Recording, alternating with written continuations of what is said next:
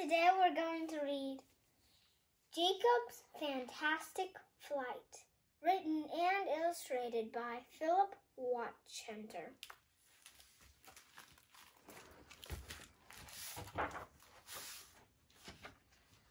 Jacob could fly.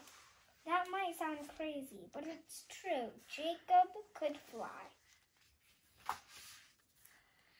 The first time Jacob ever flew, he was still a baby.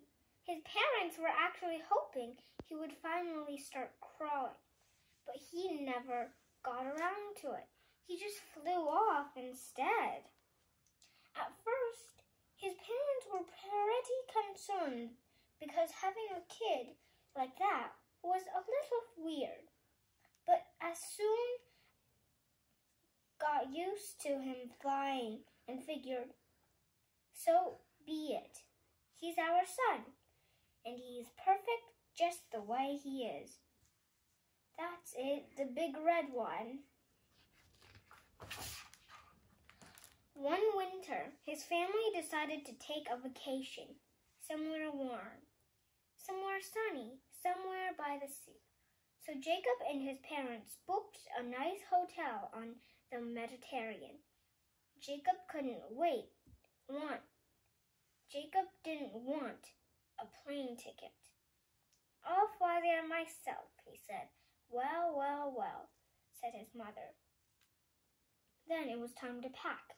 Bags and suitcases of clothes, swim stuff, toothbrushes.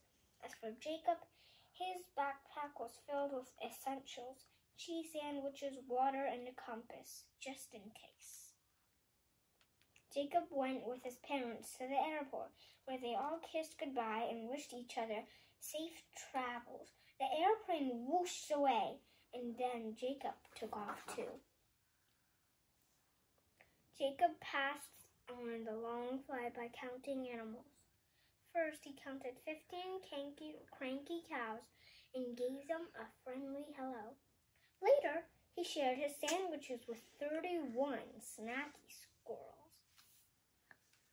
A little later, the squirrels were all back on their branches, bellies full, when Jacob spotted something very exciting. 83 birds on their way to Africa.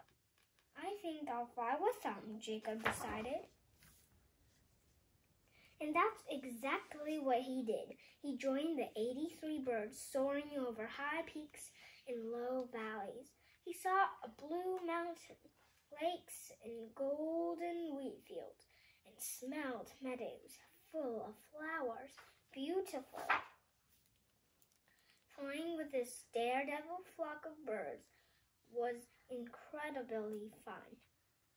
They traveled great distances, took luxury breaks, and had lots of pleasant conversations. They chatted and chirped, fed and freckled.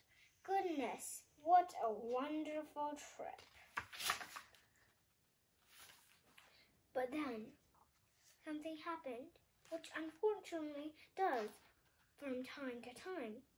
Mr. Motar, a nefarious birdcatcher, was up to his old shenanigans. It wasn't long before a little bird blundered into his net. I'm the most talented and terrific birdcatcher around, Mr. Motar thought as he happily made his way home. His house was full of birds because the birdcatcher loved their chirping. He simply couldn't get enough of it. When Jacob and the birds took their lunch break, they immediately noticed something was wrong. It became clear as they counted off. One little bird was missing. It was Herbert. Luckily, birds are smart, and they stick together. It wasn't long until before they had tracked down their missing friend. Cheep! Jacob knew exactly what to do. Each bird gave him a few feathers, which he attached to his clothes. Soon, he was covered with feathers. The last thing Jacob did was make a beak. His disguise was complete. Off he flew to the birdcatcher's house. When he got there, he swooped in front of the living room window a few times, chirping a pretty tune. Mr. Mortar burst out of the house. "What a rare specimen," he cried. "That is just the bird I need for my collection." In his excitement, he forgot to close the front door. The entire flock dove into his house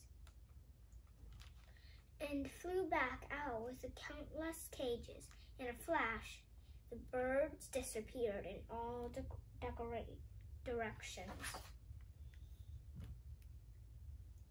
Talk about a happy day. Word spread quickly across the bird world that the birdcatcher had finally been bamboozled. Birds came from far and wide to celebrate. The time had come for Jacob to say goodbye. His parents were waiting for him after all.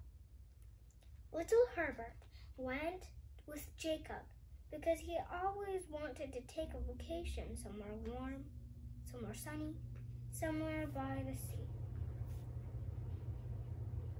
After a few hours of flying, Jacob finally spotted a sea. Not long after, he spotted his parents too. Gosh, they were ever so happy to see each other. They hugged and kissed some more. Then it was finally vacation time.